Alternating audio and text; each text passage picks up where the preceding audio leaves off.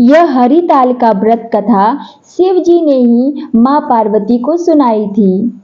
शिव भगवान ने इस कथा में माँ पार्वती को उनका पिछला जन्म याद दिलाया था।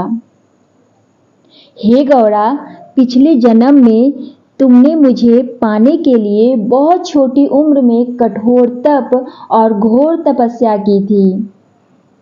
तुमने ना तो कुछ खाया और ना ही पिया, बस हवा और सूखे पत्ते चबाए। जला देने वाली गर्मी हो या कपा देने वाली ठंड, तुम नहीं हटी, डटी रही।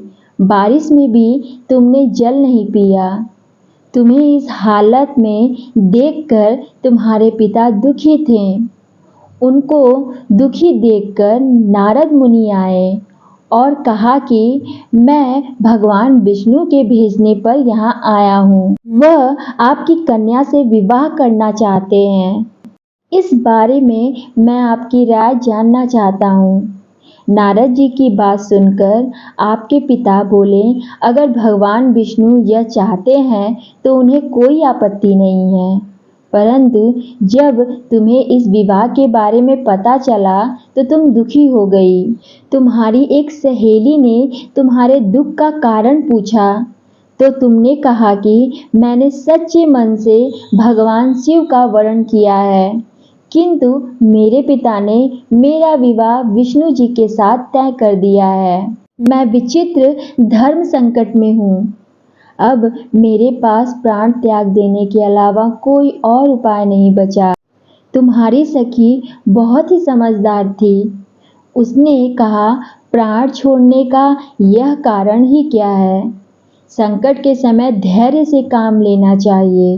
भारतीय नारी के जीवन की सार्थकता इसी में है कि जिसे मन से पति रूप में एक बार वर्ण कर लिया, जीवन पर्यंत उसी से निर्वाह करें। मैं तुम्हें घनघोर वन में ले चलती हूँ, जो साधना स्थल भी है और जहाँ तुम्हारे पिता तुम्हें खोज भी नहीं पाएंगे। मुझे पूर्ण विश्वास है कि ईश्वर अवश्य ही तुम्हारी सहायता करेंगे। तुमने ऐसा ही किया। तुम्हारे पिता तुम्हें घर में न पाकर बड़े ही चिंतित और दुखी हो गए। इधर तुम्हारी खोज होती रही, उधर तुम अपनी सहेली के साथ नदी के तट पर एक गुफा में मेरी साधना में लीन थी। तुमने रेत के शिवलिंग का निर्माण किया। तुम्हारी इस कठोर तपस्या के प्रभाव से मेरा आसन हिल उठा और मैं शीघ्र ही तुम्हारे पास पहुंचा और तुमसे वर मांगने को कहा। तब अपनी तपस्या के फलीभूत मुझे अपने समक्ष पाकर तुमने कहा, मैं आपको सच्चे मन से पति के रूप में वर्ण कर चुकी हूँ। यदि आप सचमुच मेरी तपस्या से प्रसन्न होकर यहाँ पधारे हैं तो मुझे अपनी अर्धांगिनी के रूप में स्वीकार कर लीजिए। तब तथास्तु कहकर मैं कैलाश पर्वत लौट आया। उसी समय गिरिराज अपने बंधु बांधवों के साथ तुम्हें खोजते हुए वहां पहुंचे। तुमने सारा वृत्तांत बताया और कहा कि मैं घर तभी जाऊंगी अगर आप महादेव से मेरा विवाह करेंगे। तुम्हारे पिता मान गए और उन्होंने हमारा विवाह करवाया।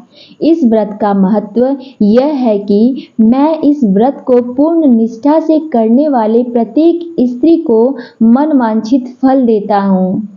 इस पूरे प्रकरण में तुम्हारी सखी ने तुम्हारा हरण किया था, इसलिए इस व्रत का नाम हरतालिका व्रत हो गया। तो आप लोगों को पता ही चल गया होगा कि हरतालिका व्रत की स्टोरी क्या है और ये क्यों मनाया जाता है, ये व्रत क्यों लोग करते हैं। तो ये व्रत अपनी मनोकामनाओं को पूर्ण करने के लिए किया जाता है, अपने पति की लंबी उम्र के लिए किया जाता है, घर में खुशहाली आए, संपन्नता आए, उसके लिए किया जाता है। और ये तीज, हरितालिका तीज का व्रत 18 सितंबर को इस बार पड़ा है।